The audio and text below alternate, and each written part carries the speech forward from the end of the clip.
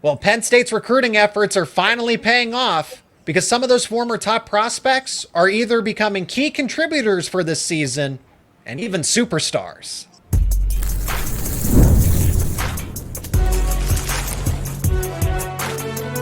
You are Locked On College Crossover, part of the Locked On Podcast Network. Your team every day.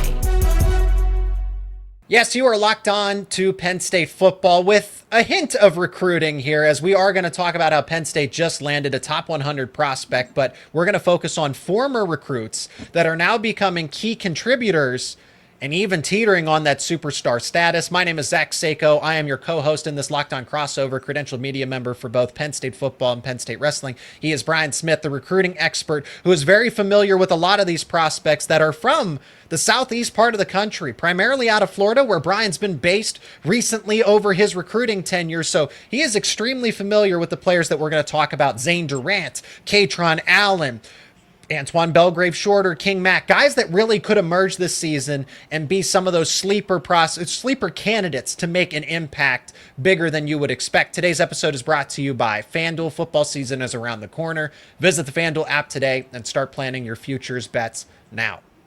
Brian, I think it's fair to say that we should start with those superstar caliber players because Zane Durant is getting All-America recognition. Kaytron Allen, some people would say that, hey, this is a top 100 player. Some other people don't, because Nicholas Singleton kind of steals the spotlight in a sense. But then when you look at the running back rankings, he's a top 5 running back, which forms the best backfield in the country for Penn State. That's not subjective, that is objective here. So those are the two players that we have to begin with first, because Zane Durant, I do think, is being overlooked. I do think he's in that category with Peter Woods from Clemson, where those two are 1A and 1B going into this season at defensive tackle, and Kaytron Allen is a top 5 running back, and honestly not too far behind Nicholas Singleton. There's really not much that separates those two. I think that's a great 1-2 punch. We can start with that. I mean, Penn State's got a lot of depth, a lot of juniors, seniors, fifth-year seniors, but Singleton's a different back than Allen, but they're both big guys that break tackles and make you pay. So Allen was a kid coming out of high school that was a power player that a lot of people really wanted. Penn State won out. And I think that's a kid that's probably going to play in the NFL for quite a while. So he is a load, man. He really is.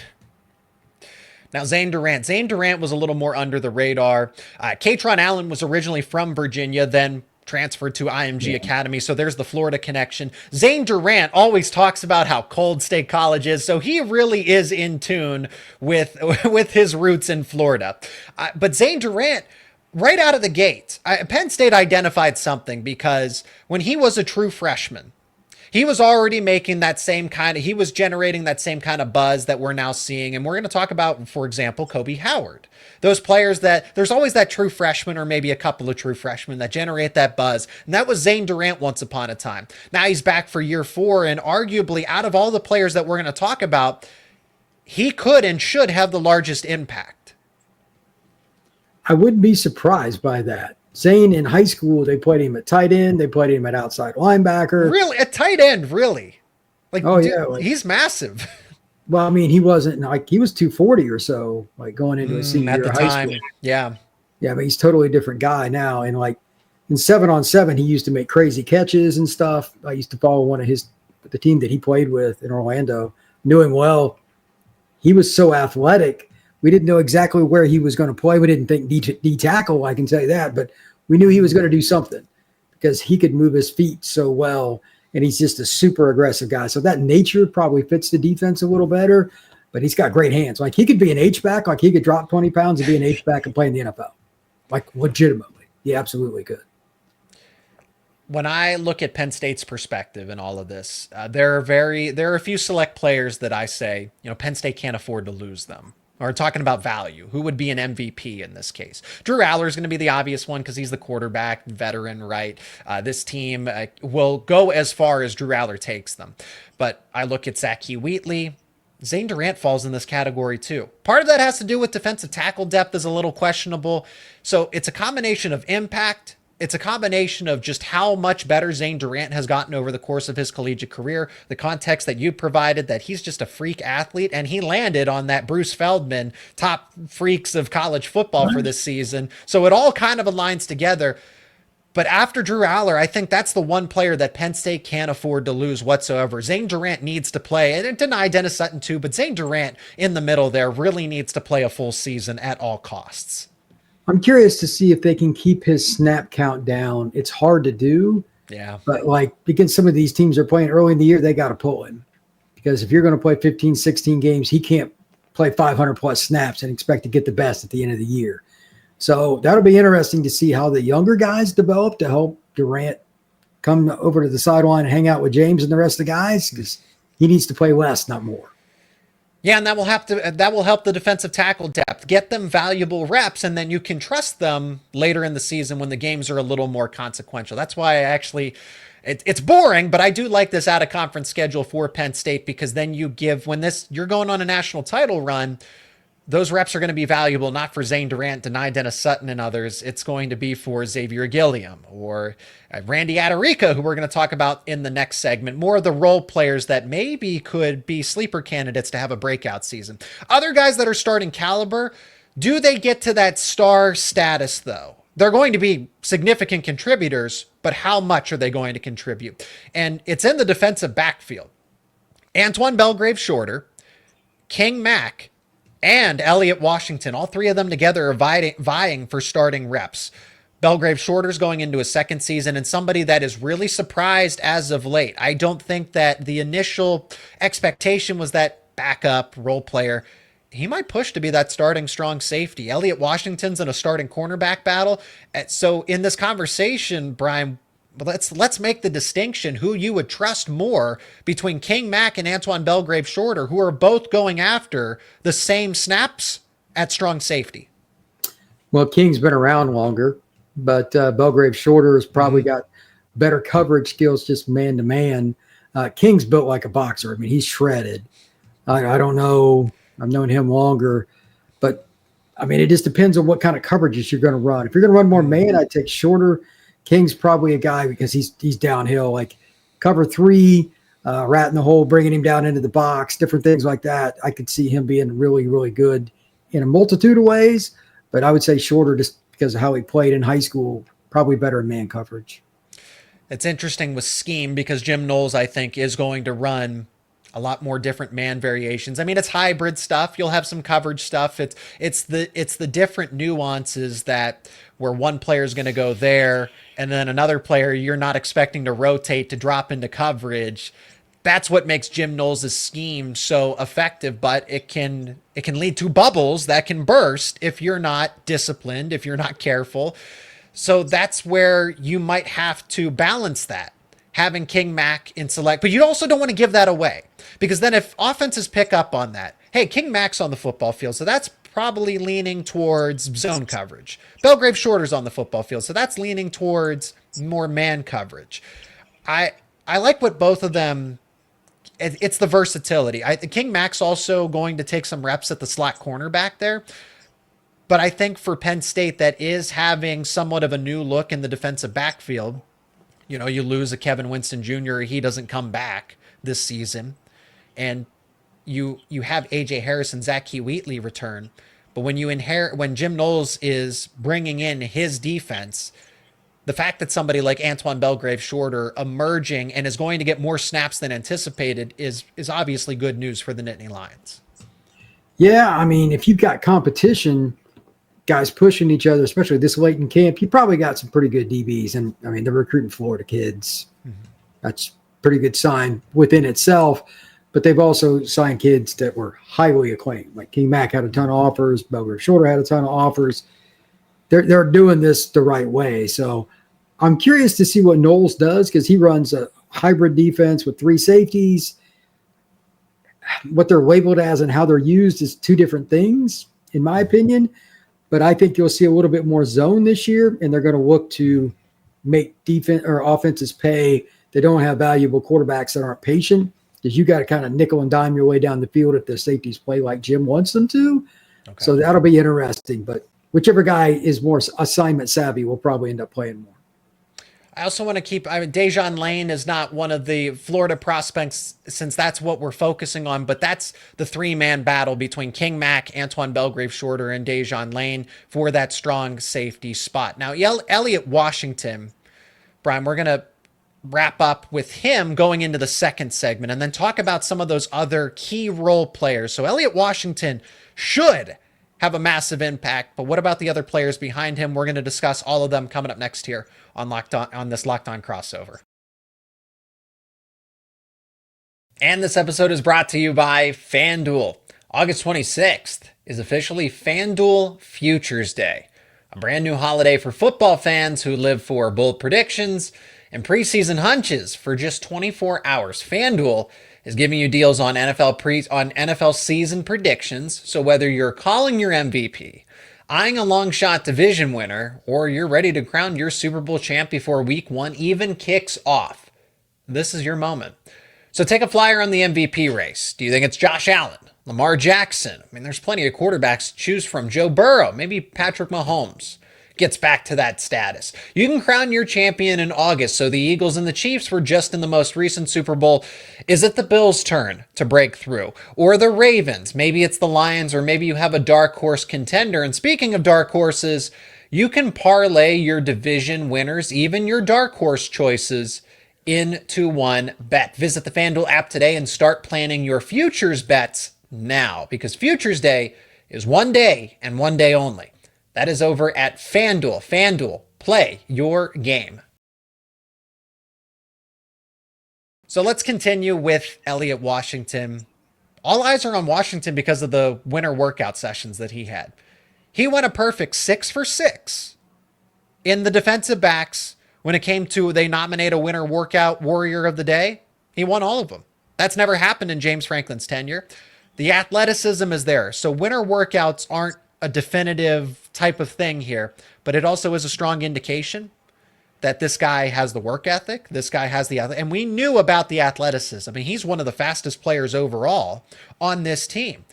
Elliot Washington's going to play, whether he starts or not, with Davian Collins right there, former Mississippi State player that transferred in, put in the work, and now he's in a position to start. I don't think you can go wrong, but Brian, you remember Elliot Washington very well. What's his upside that makes him a clear, definitive starter rather than somebody that rotates in and out? Well, he was a track kid, 100-meter guy. I remember I was at a tournament with him once, and he was still trying to play. He ran track the weekend before and didn't tell the coach, and he was still sore. Like, he's a super competitive kid, but he was playing corner at like 190-plus pounds. He's another kid kind of built like a boxer. He's put together, and he's physical. He played at Venice High School. I know that probably doesn't mean much to you, but that's arguably the best weightlifting program in the state of Florida. They had Damon Wilson that just transferred from Georgia to Missouri, one of the top recruits a couple of years ago, and him and Elliott were the two best players at Venice.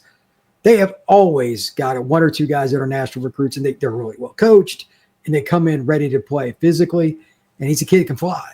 So he has all the attributes to play on Sundays. I thought he'd eventually just end up being like a strong safety or something and just grow out of playing corner or nickel or anything. But Penn State's putting him where they think they can do the most. And I think he's a guy that'll tackle too. If you play at Venice, you got to tackle. Their coach is a very old school guy. So that'll help. And this defense is built for somebody like him because he can break on the ball out of a back pedal. Now, here's this next group of players. Those are the guys that are going to either be superstar status or like a Kaytron Allen and a Zane Durant, or really start to have that breakout season. Now, these are the sleeper candidates. Kobe Howard, who we talked about at length. I think the everydayers remember our conversations about Kobe Howard as a prospect and when is this guy going to commit, because all the signs lined up for it, and then it eventually happened. Dakari Nelson is also in this conversation, safety turned linebacker. Already mentioned Randy Adarica. TJ Shanahan, offensive lineman who transferred in from Texas A&M, is originally from Florida, is competing for a starting spot. Out of all of those names, Brian, I know they're playing different positions, but who would you say is most in line to have the strongest contribution this season out of a reserve role? It's hard to do that as an offensive lineman. So unless TJ starts, it won't be him. Penn State needs it to be Adarica because they're thin at D tackle. I'll just look at it from that perspective. Thank you for saying that. I mean, it's just like that's my biggest concern with Penn State by a million miles. It's hard to be ready as like a freshman, redshirt freshman on the interior of an offensive or defensive line because it's about grown man strength and all that. And Randy's powerful kid. We knew about him when he was a sophomore in high school, and I saw him play live and he's a nice guy and all that stuff, but he needs to take a lot of reps. And like we were just talking about earlier in reference to Durant, this is your guy. He's got to play even when he's not playing well. Like they don't have the depth they need to really have Durant come out of the lineup a ton. Adarica could prove my point wrong, though. If he takes a step a year earlier than I expect him to start next year. But the difference between one more year and where he's at now is probably pretty big. That's just typical. If he could be a 250, 300 snap guy for Penn State, they could be a business. Honestly, when I hear that, that's lofty expectations. I don't expect a true freshman defensive tackle to do that. Just right. It's not normal. You see that with the high-end caliber prospects that Georgia's recruited or Texas over recent years, Ohio State. That I don't know applies to Randy Adarica, but like you said, he could prove us wrong because he does have the upside, and he's been, there's some buzz, but not truly like a Kobe Howard. If I had to answer that question myself, I would say it's Kobe Howard because similar with defensive tackle, there is a need for a young player to emerge. Sure. Tyseer Denmark, you have the transfers with Trevor Pena and Kyron Hudson and Devontae Ross. But who's after that? Okay, Liam Clifford's back. Tyseer Denmark has upside. But you need a two-deep rotation of three wide receivers. Who is that next player? Hey, Kobe Howard is impressing. The training camp intel, from my point of view, he's running with the ones and twos. He is not just a reserve, whereas Randy Adarica is running with the reserves, and you have your clear three with Zane Durant, Alonzo Ford, and Xavier Gilliam. That's not enough for Penn State. They need a Randy Adarica or somebody else to step up into that fourth defensive tackle. Who knows who it is? That's what I mean. You don't have that definitive answer where right now at training camp, Kobe Howard is going with the ones and twos. I don't know what Randy Adarica is going to give you. Yeah, I'm not real surprised about that. I knew Kobe when he was a freshman in high school. We all knew he was going to be a national recruit. He ran by guys, and he transferred down to Chaminade Madonna, which is as good a program as there is in the country for receivers. JoJo Trader and some guy named Jeremiah Smith were also there. So, decent players. But they're in a good spot with him because those older guys don't want the freshmen to beat them out, especially if they transferred in. So that's really interesting. I didn't know he was doing that well. Shout out to Kobe. His dad's a good guy, too. He's a really good guy. I'm curious to see where they play him, inside, outside, or both. Like how much of the playbook are they going to put on it? Because it matters where you line up. And I don't know. I don't have any insights at Penn State. I don't have any contacts there. But that's a kid that is electric when it comes to making players miss. Screen game, is he returning kicks by chance or punts, or is he in the competition? I don't think he'll be the first guy up, but he's in the competition. Yeah. He'll do that before he leaves Happy Valley.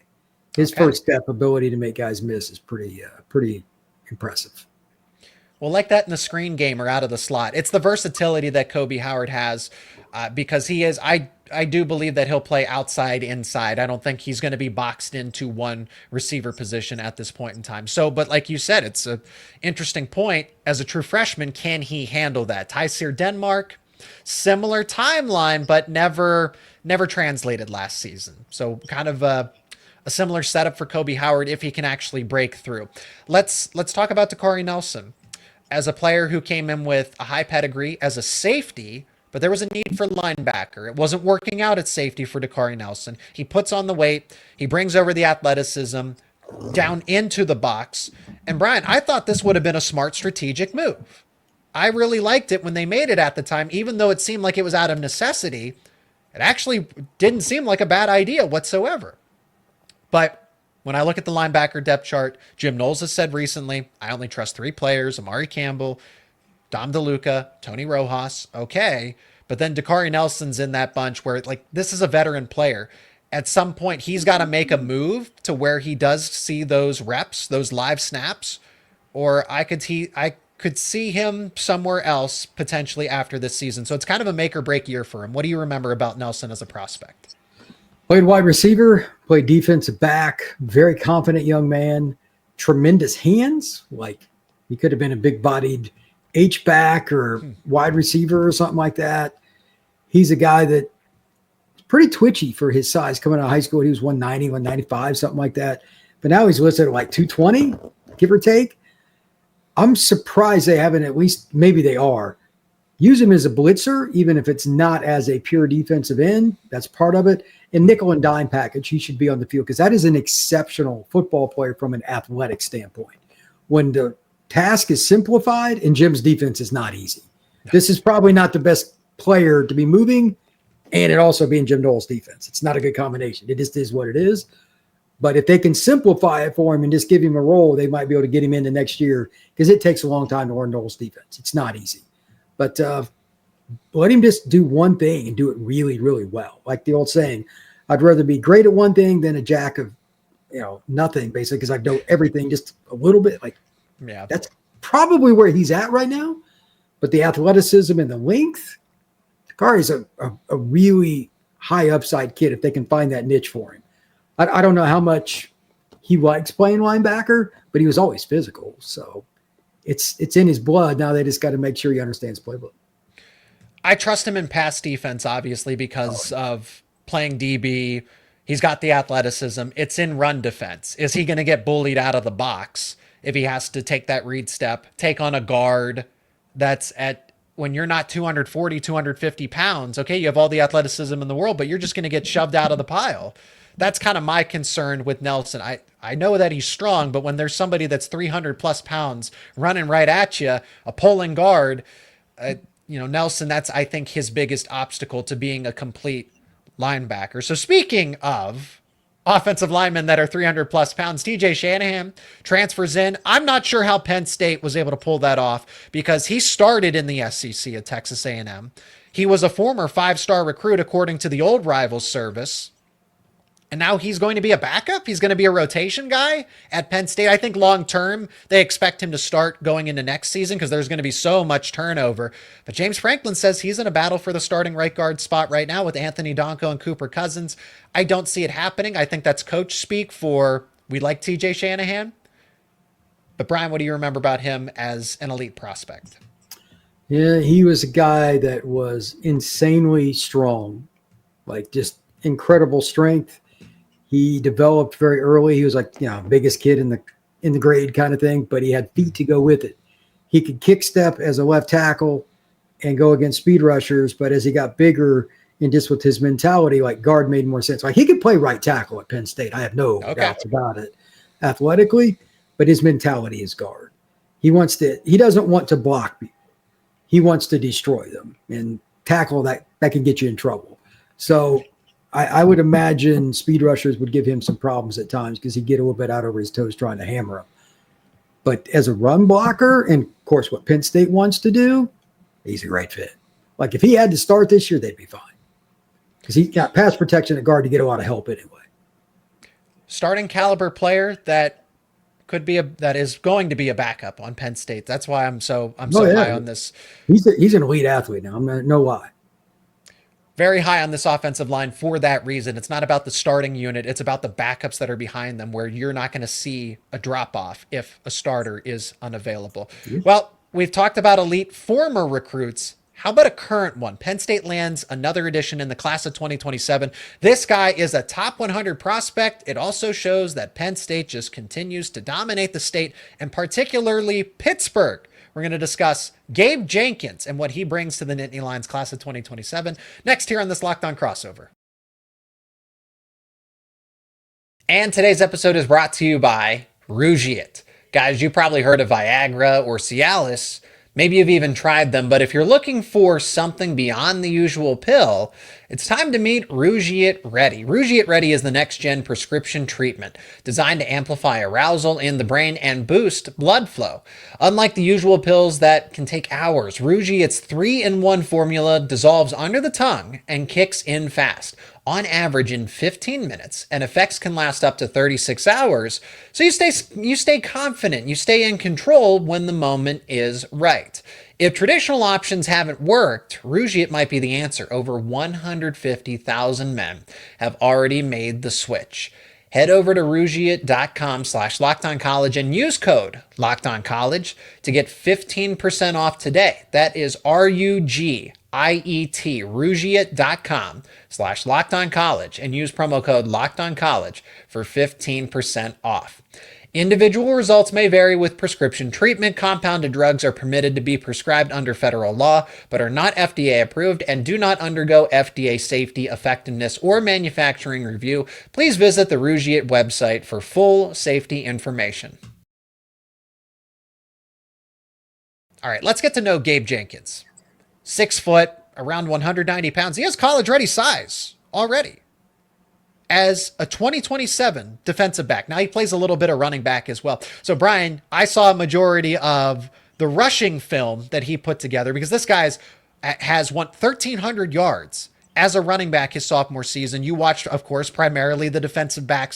But we see both sides of it, the versatility, the athleticism, the acceleration, everything that he showed offensively translates immediately over to the defensive side. So he is being recruited as a defensive back. 24/7 has him as a top 60 player in the nation, top 10 cornerback overall, number 3 prospect in Pennsylvania. If you want to go with the industry is not entirely as high as 24/7 is on Gabe Jenkins, but this goes back to Penn State just continues to get the best. So there's twofold in this conversation. One, you're getting an elite caliber prospect to commit to you early in this 2027 cycle. You're getting potentially a shutdown cornerback. This is your first defensive commit in the class of 2027 for Penn State.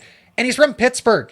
It's almost too easy at this point, Brian. This is probably a replay of the last conversation that we had about Penn State going into Pittsburgh. They get Keemon Spells in this class, Khalil Taylor, and Gabe Jenkins. Brian, where are they all from? Pittsburgh. That city's always been really good at football, man. In high school ranks, it means something. What is it, WPIL or I yep, forget the what WPIL. Yep. Yeah, it's always been outstanding, and I'm glad that Penn State. I mean, they recruit nationally to a certain degree, but I'm glad they're sticking to their roots and still getting some of those kids. You're going to lose a kid here or there to Ohio State or Notre Dame or Michigan or whatever, but they should win most of the in-state battles, and that's what they're doing. And I think it will hold the fans' interest. The kids will play harder. They're less likely to transfer. And this kid's film, like, as soon as you put it on by the third clip, you're like, okay, it's just kind of entertainment at this point because it's obvious he can play a lot of spots. You can play him a receiver if you wanted. He'd figure it out. He's got great hands, breaks on the ball extremely well. I personally think he'll end up at free safety long-term because he'll outgrow corner. But I thought that about Elliott Washington too. And I mean, he can play corner safety or what. I don't think it really matters where you play Elliott at this point. He's figured it out. But they're similar.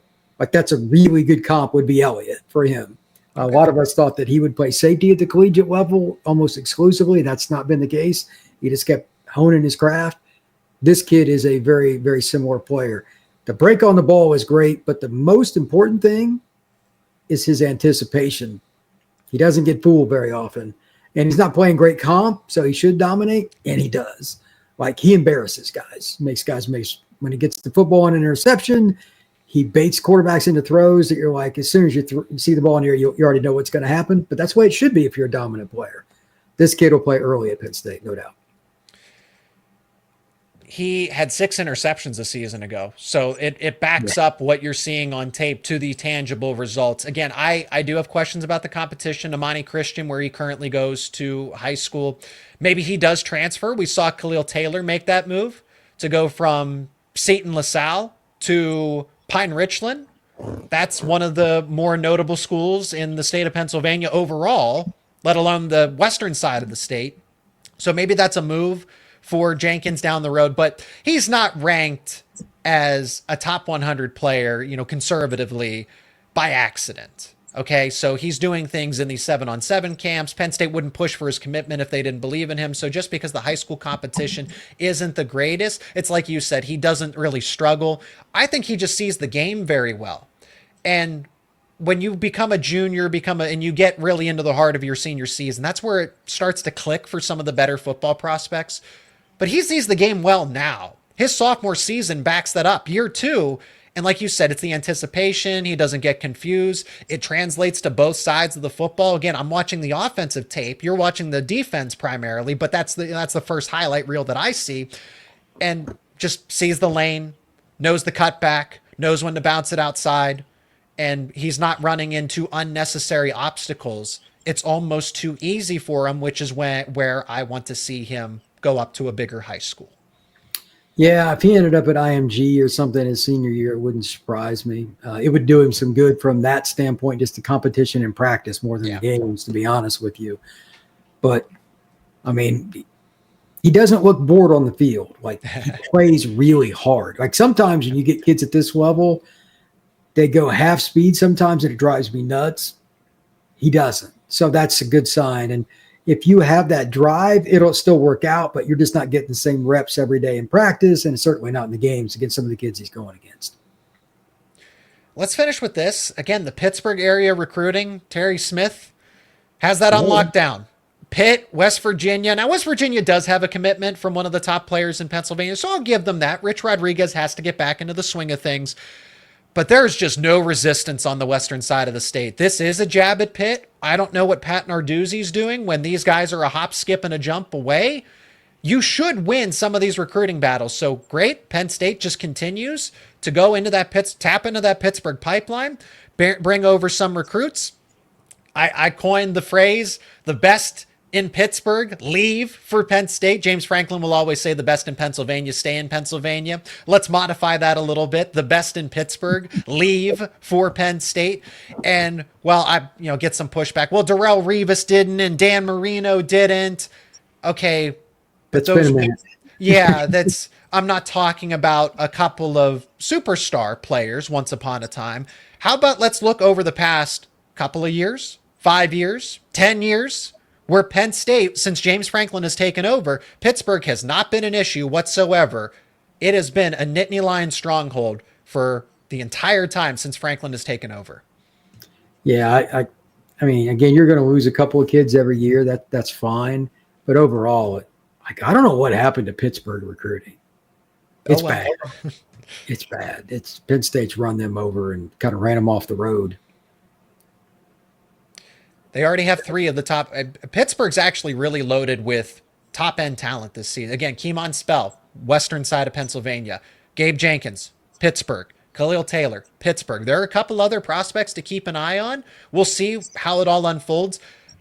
But it should not shock anyone if Penn State's able to land names like Javian Robinson or Carter Bonner, guys that are also from the Pittsburgh area. Jimmy Callis. If Penn State pushes for those commitments, if they want them, probably going to get them. So those are some other players. They're in the top 10 according to 24/7 in the state overall. So those are the next names to know if Penn State's going to continue to push in Pennsylvania.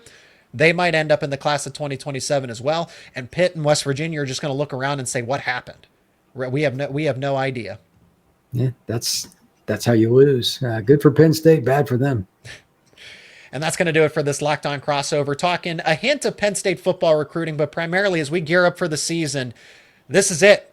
We are right within the window of Penn State versus Nevada. Recruiting's still going to go on. So as Penn State picks up commitments, whether it's in 27, further out in the future, or if they're able to add a couple more prospects in 2026, Brian and I will react to all of it. My name is Zach Sako, your host of Locked On Nittany Lions. As always, Brian Smith, the recruiting expert here on the Locked On Podcast Network, also hosts The Portal, all things transfer portal, high school football recruiting. Recruiting never sleeps. Neither does Brian. Brian, thank you so much for the time. Glad we could get together for another crossover episode and can't wait for another conversation, whether it's recruiting related or college football. Excited and eager to have it. Absolutely. Let's get into college football now. I'm ready.